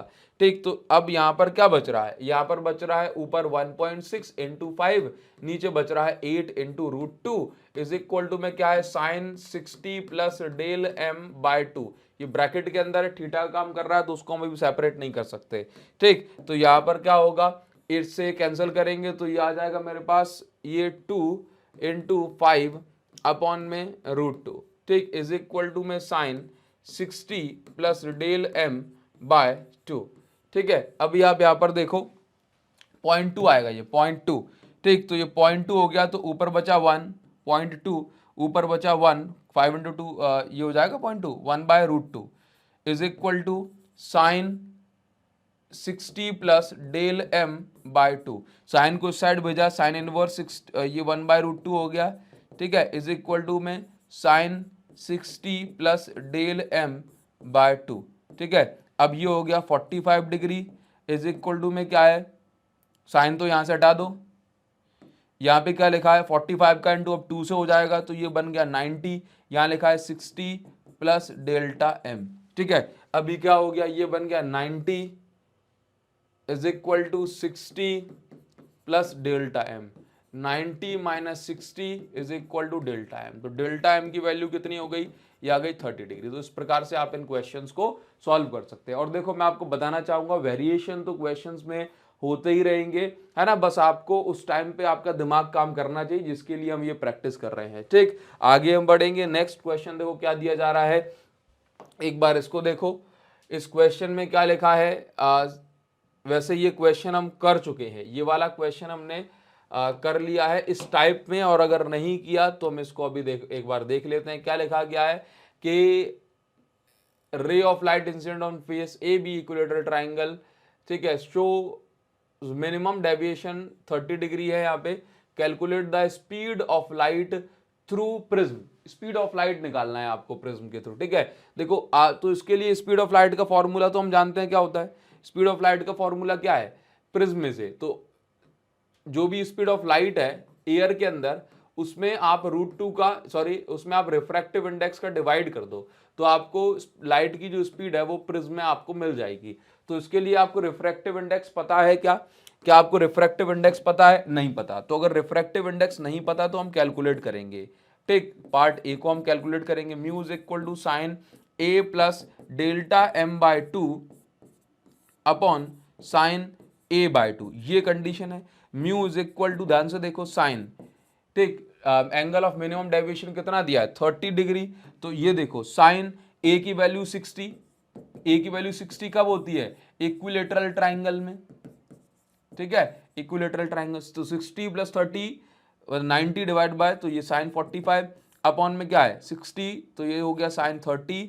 ठीक है, तो ये 1/√2 और ये क्या हो जाएगा 1/2 जो कि हो जाएगा 2/, ठीक है, ये आपके पास इतना हो गया। ठीक, तो ध्यान से देखो, तो ये मेरे पास म्यू की वैल्यू मुझे निकालनी, किसकी वैल्यू निकालनी है, म्यू की। तो कैसे निकालेंगे अपन इसको, तो ये मैं इसको ऐसे लिखूंगा, ऊपर बचा है साइन 45, तो mu is equal to sine 45 की वैल्यू 1/√2 और इसकी वैल्यू कितनी हो गई, इसकी वैल्यू हो गई, ठीक है, तो 1/2। ठीक है, तो ये मेरे पास म्यू इज इक्वल टू आ गया √2, √2 का मतलब क्या है 1.414। तो देखो आपको कुछ भी नहीं करना है, velocity of light in prism निकालने के लिए आप 3 × 10⁸ में आप √2 का डिवाइड कर देंगे, और √2 कितना है वेलोसिटी या स्पीड इन प्रिज्म हमें निकालना है, तो ये है मेरे पास 3 डिवाइडेड बाय 1.41 इंटू 10⁸ मीटर पर सेकेंड। अगर हम डिवाइड कर लेंगे इसका तो ये मेरे पास 300 से 141 से डिवाइड करूंगा, 2 टाइम्स कटेगा, 282 बन जाएगा ये।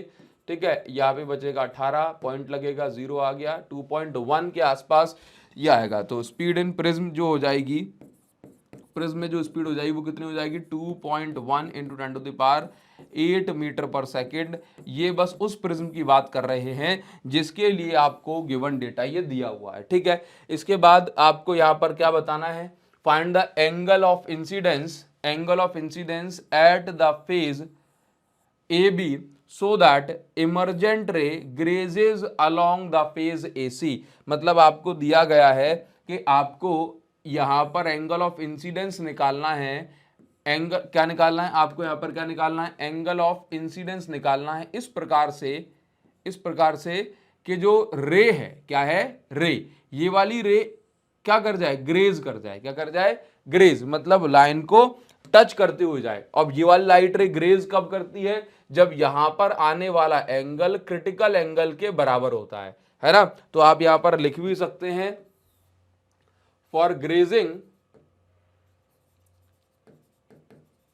Of ray at AC, for grazing of ray at AC, यहां पर देखिए I is equal to IC, angle of incidence critical angle के बराबर होना चाहिए। और इस सरफेस के लिए, इसके लिए क्रिटिकल एंगल कैसे निकालेंगे, तो आप यहां पे देखो, तो sine IC is equal to क्या होता है, 1/μ, ठीक। तो तो IC इज इक्वल टू क्या हो जाएगा, 1/μ की वैल्यू कितनी आई, √2 साइन इनवर्स, ठीक है, साइन इनवर्स।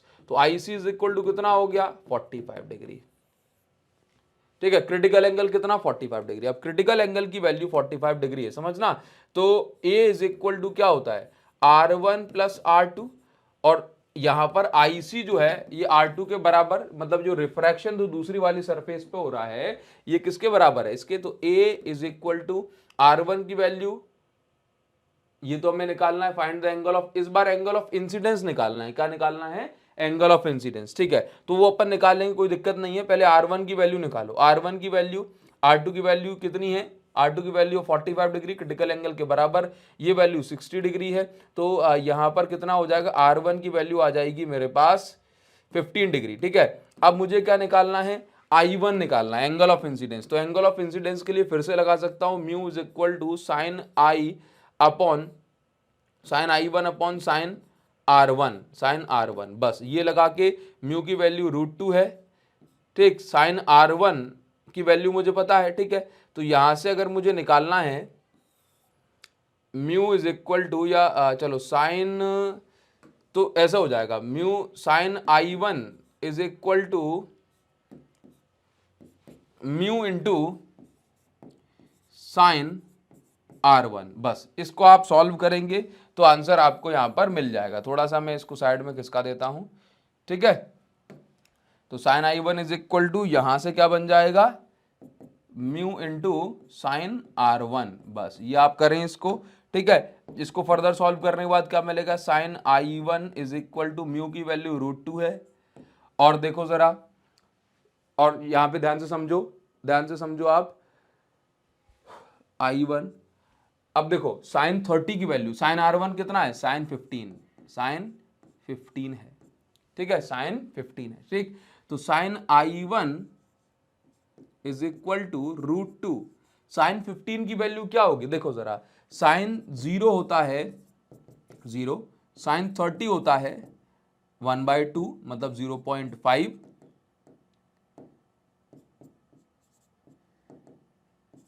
और साइन 15 जो होगा दैट विल बी 1/4, कितना होगा, 1/4।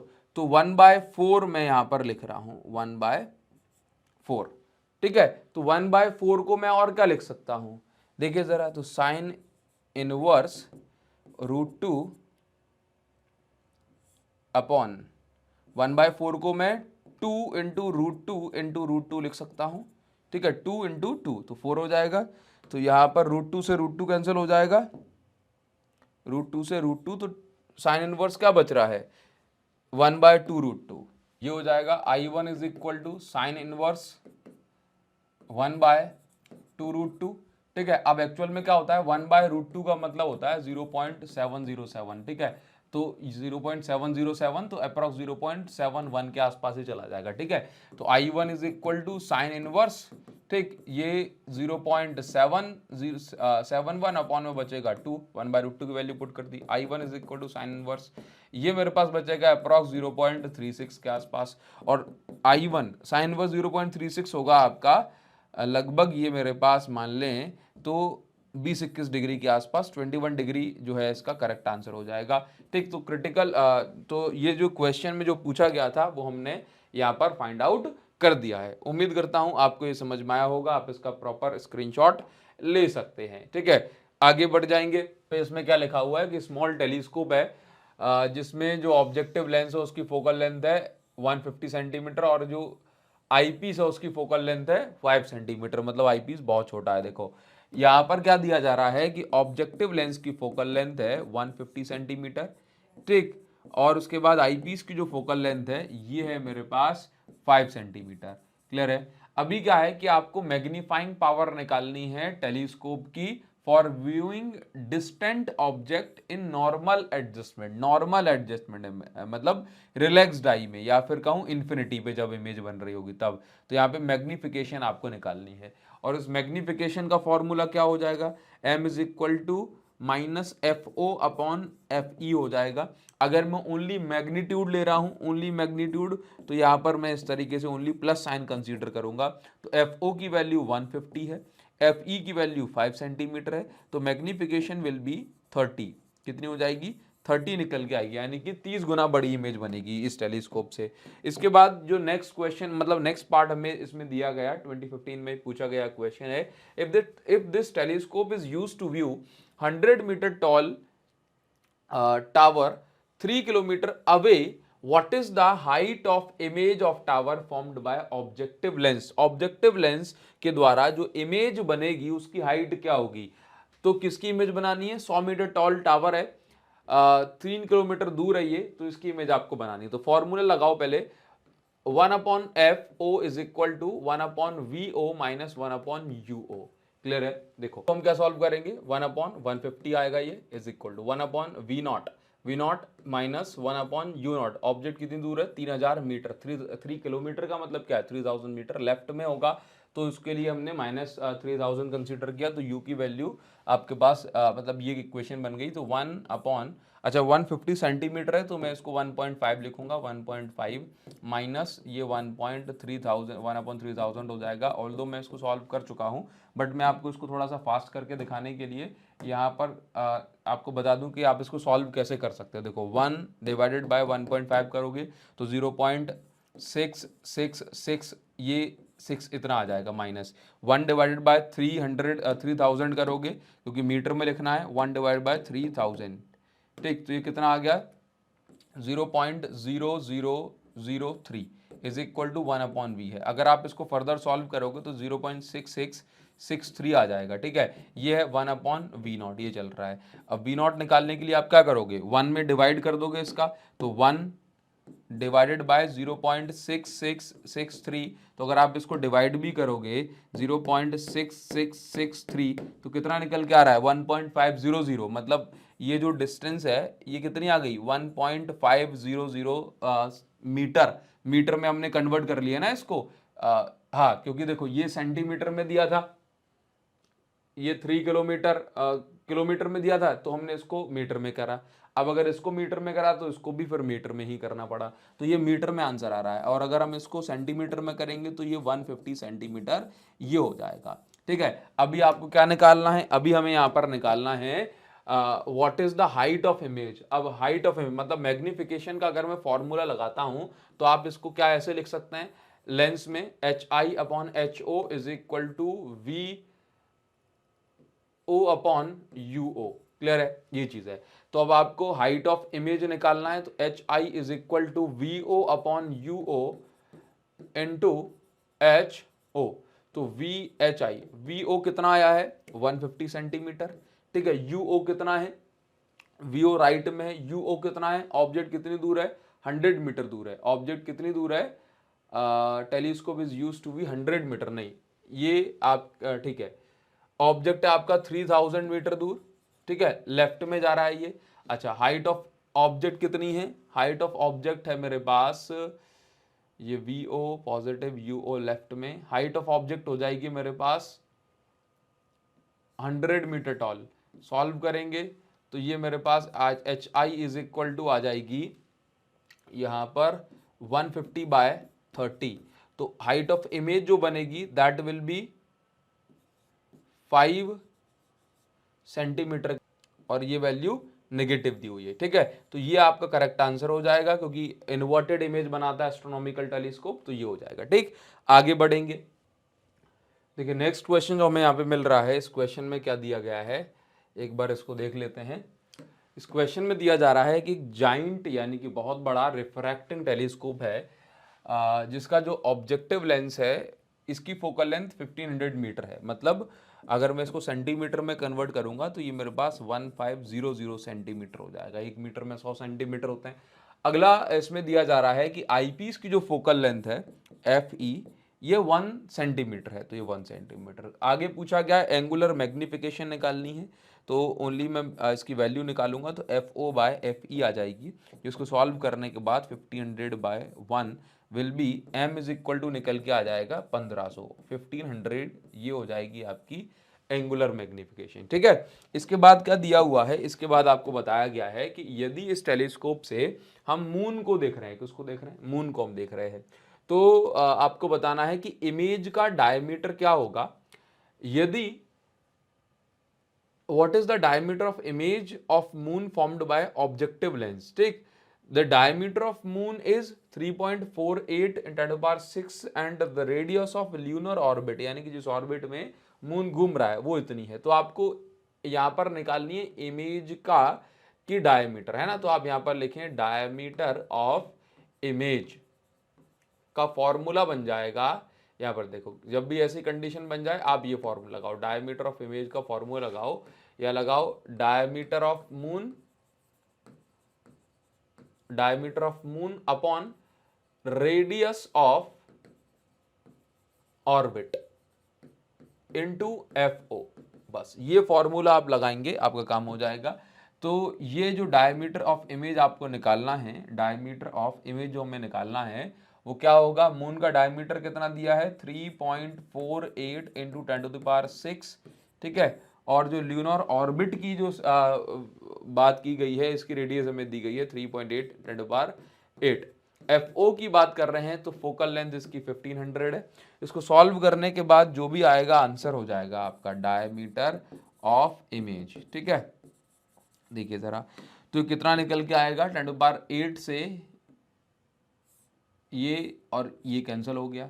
अभी क्या बचा 3.48 × 15 डिवाइडेड बाय 3.8। तो अगर मैं इसको सॉल्व कर लेता हूँ फास्ट ट्रैक मोड में तो कितना हो जाएगा, देखते हैं ज़रा। 3.48 × 15 डिवाइडेड बाय 3.8, ठीक, 13.73। कितना, 13.73। ये हो गया 13.73। और ये किस में होगी वैल्यू, देखो ये वैल्यूज किस में दी है हमने। अच्छा, थोड़ा सा इसको और ध्यान करना पड़ेगा अपन को। यहाँ पर हमने थोड़ी सी ये गलती की हुई है कि जैसे मीटर में ये वैल्यूज किस में, मीटर में दी हुई है वैल्यू, तो हम इसको भी ओनली 15 लिखेंगे। कितना लिखेंगे, 15 लिखेंगे। और 15 लिखेंगे तो यहाँ पर जो अपना वैल्यू जो निकल के आएगी वो 10⁻² नीचे बचेगा, 10⁻² नीचे बचेगा। और 10⁻² अगर नीचे बचेगा तो ये मेरे पास 0.137 और ये मीटर में निकल के आएगा डायमीटर ऑफ इमेज। ठीक है, तो ये इसका करेक्ट आंसर हो जाएगा। आप इसका स्क्रीनशॉट ले सकते हैं, आपको ऐसे ये करना है। ठीक है, देखिए यहाँ पर जो क्वेश्चन में दिया जा रहा है इसमें क्या लिखा हुआ है, total magnification produced by compound microscope ने जो मैग्निफिकेशन प्रोड्यूस की है ये कितनी है, M इज इक्वल टू 20। कितनी है, M इज इक्वल 20। और मैं आपको बताना चाहूँगा अगर हम यहाँ पे प्रॉपर साइन कन्वेंशन के साथ करते हैं तो ये जो मैग्निफिकेशन कंपाउंड माइक्रोस्कोप जो प्रोड्यूस करता है वो नेगेटिव होती है। कैसी होती है, नेगेटिव। क्लियर है। और उसके बाद यहाँ पर क्या दिया हुआ है कि आईपीस, या चलो मैं इसको ऐसा मान लूँ कि magnification is equal to formula होता है MO × ME। अगर मैं यहाँ पर साइन कन्वेंशन नहीं कंसीडर कर रहा तो फिर मुझे ये बार का साइन लगाना पड़ता है कि भाई मैं यहाँ पर मैग्नीट्यूड ओनली दिखा रहा हूँ। तो ये 20 दिया हुआ है।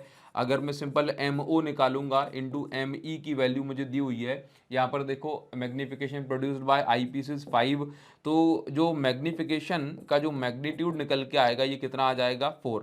ठीक है, ये कितना आएगा 4। अब मैं यहाँ पर एक चीज़ और बताना चाहता हूँ कि अगर मैं सिर्फ साइन कन्वेंशन के बिना बात करूं तो आईपी और जो ऑब्जेक्टिव का मैग्निफिकेशन होगा 4 होगा, लेकिन ऑब्जेक्टिव जो इमेज बनाता है कंपाउंड माइक्रोस्कोप में वो उल्टी इमेज बनाता है। कैसी बनाता है? उल्टी इमेज। क्लियर है? इसलिए यहाँ पर जो वैल्यू है ये कैसी आएगी? नेगेटिव वैल्यू आएगी। ठीक है, जब मैं मैग्नीट्यूड कंसीडर नहीं कर रहा हूं। ठीक है, आगे क्या दिया हुआ है? माइक्रोस्कोप एक सर्टेन ऑब्जेक्ट पे फोकस है और ऑब्जेक्टिव और आईपीस के बीच का डिस्टेंस 14 सेंटीमीटर है। लीस्ट डिस्टेंस की वैल्यू 20 आपको लेनी है। तो आपको यहाँ पर ऑब्जेक्टिव और आईपीस की फोकल लेंथ कैलकुलेट करनी है। देखो मैं आपको सारी चीजें क्लियर कर दूं। अगर मैं यहाँ पर एम ई की बात कर रहा हूं तो ये हो जाएगा 1 प्लस डी अपॉन एफ ई, 1 plus D upon F E हो जाएगा। ठीक है, ये इसका फॉर्मूला है। अब एम ई जो आईपीस की जो मैग्निफिकेशन है 5 होगी, क्योंकि इसकी जो इमेज है वो भी ऑब्जेक्टिव भी उल्टा था, इमेज भी उल्टी बनेगी, है ना। तो इस तरीके से इसको आपको नेगेटिव शो नहीं करना है। ठीक, तो अभी यहाँ पर क्या है? 1 प्लस डी की वैल्यू 20 ली जा रही है, एफ ई हमें कैलकुलेट करना है। तो यहाँ पर 5 minus 1 is equal to 20 by F E अगर हम करेंगे तो ये 4 और ये 5, तो एफ ई की जो वैल्यू आ जाएगी ये आ जाएगी मेरे पास 5 सेंटीमीटर। कितनी हो जाएगी? 5 सेंटीमीटर। अभी और क्या निकालना है? आपको निकालना है ऑब्जेक्टिव की फोकल लेंथ। ऑब्जेक्टिव की फोकल लेंथ निकालने के लिए आपको यहाँ पर समझना है कि यहाँ पर जो है जो टोटल लेंथ आपको दी जा रही है ऑब्जेक्टिव और आईपीस के बीच में 14 सेंटीमीटर, ये हो जाएगा वीओ, ये हो जाएगा यूई। तो अगर हम बात करें कि VO plus UE is equal to होता है एल, तो VO की वैल्यू मुझे नहीं पता, बट UE की वैल्यू मुझे अगर पता पड़ गई तो ये यहां से मैं VO निकाल सकता हूं। अब UE की वैल्यू कैसे पता पड़ेगी? उसके लिए हमें थोड़ा सा यहाँ पे वर्क करना पड़ेगा। तो 1 upon F E is equal to 1 upon VE minus 1 upon UE होता है। 1 अपॉन एफ ई मुझे 5 दिया हुआ है, 1 अपॉन वीई जो इमेज बन रही है वो 20 सेंटीमीटर पे बन रही है, और इस फॉर्मूले में प्रॉपर साइन कन्वेंशन के साथ मुझे सारी चीजें रखनी होती है। ठीक है, तो ये आईपीस से इस साइड जो है इमेज बनेगी तो माइनस का 20 लिया है, ये माइनस का 1 अपॉन यूई बन गया 1 अपॉन 5, और ये प्लस का 1/20, या फिर चलो ऐसे कर लेता हूं कि 1 अपॉन यूई इस साइड आएगा, प्लस का हो जाएगा 1 अपॉन माइनस का 20 लिखा हुआ है, और ये माइनस का 1/5 हो जाएगा। ठीक है, अगर मैं इसको फर्दर सॉल्व करता हूं तो यहां पर सॉल्व करने के बाद यूई इज इक्वल टू जो बनेगा वो हो जाएगा मेरे पास एलसीएम आएगा, माइनस एलसीएम आएगा 20। अगर मैं माइनस दोनों कॉमन ले लूं तो ये कुछ इस प्रकार से हो जाएगा कि यहाँ बचेगा 1 और यहाँ बचेगा प्लस का 4, तो u is equal to minus का 5 अपॉन 20, तो u इज इक्वल टू हो जाएगा माइनस का 4 सेंटीमीटर। ठीक है, अगर मैं ओनली मैग्नीट्यूड कंसीडर करूंगा तो ये हो जाएगा, ओनली मैग्नीट्यूड ले रहा हूं तो ये हो जाएगा 4, तो vo की वैल्यू यहां से निकल जाएगी 10 सेंटीमीटर। ठीक है, ये चीज समझ के चलिए आप। अभी आपको क्या निकालना है? आईपी ऑब्जेक्टिव की फोकल लेंथ और रह गई है ना। तो देखो मैग्निफिकेशन का फॉर्मूला लेंस में क्या होता है? ये होता है vo अपॉन यूओ। ठीक, MO जो कि कितना दिया हुआ है माइनस का 4, VO कितना है 10, UO की वैल्यू हमें निकालनी है, तो UO हमने पहले कितना निकाल दिया 1 बाय UO कितना हो जाएगा? ये हो जाएगा मेरे पास माइनस का 2.5 सेंटीमीटर। ठीक है, अब फाइनल स्टेप क्या है? ये आप इसका स्क्रीनशॉट ले सकते हो। फाइनल स्टेप क्या है? यहां पर आपको दिया जा रहा है 1 upon F O is equal to 1 upon V O minus 1 upon U. ठीक है, अब आपको 1 अपॉन एफ ओ निकालना है। 1 अपॉन वी ओ की जो वैल्यू आपको दी जा रही है ये कितनी है 10, ठीक, जो कि प्लस में है, और यूओ की वैल्यू कितनी है माइनस का 2.5। इसको आप सॉल्व करेंगे आपका आंसर आ जाएगा 1 upon F O is equal to. अभी अगर अपन इसको सॉल्व कर रहे हैं तो आंसर कितना आएगा? ध्यान से देखो। ठीक है, ये मैंने ऐसे कर दिया, डिवाइड करूंगा तो ये ठीक है, देखो एलसीएम आएगा 20, ये आएगा 50, और इसको सॉल्व करने यहाँ पे 5 और यहाँ पे सॉल्व करने पे आएगा 20, तो ये 1 upon F O is equal to हो जाएगा मेरे पास 25 अपॉन 50, तो F O is equal to 50/25। ठीक है, तो एफ ओ की जो वैल्यू हो जाएगी ये हो जाएगी 2 सेंटीमीटर। ठीक है, तो इस टाइप के क्वेश्चन मतलब जिसमें आपको अलग अलग प्रकार से फॉर्मूले का यूज करना होता है वो आपको यहाँ पर इस चैप्टर में मिल जाते हैं। तो उम्मीद करूंगा कि आप इनको अच्छे से प्रैक्टिस करेंगे इस चैप्टर को, और इस प्रकार से जो रे ऑप्टिक्स के PYQs हैं ये भी आपके फिनिश हो जाते हैं। मिलेंगे आपसे नेक्स्ट वीडियो में, कमेंट सेक्शन में आपका इंतजार कर रहा हूँ। Thank you so much.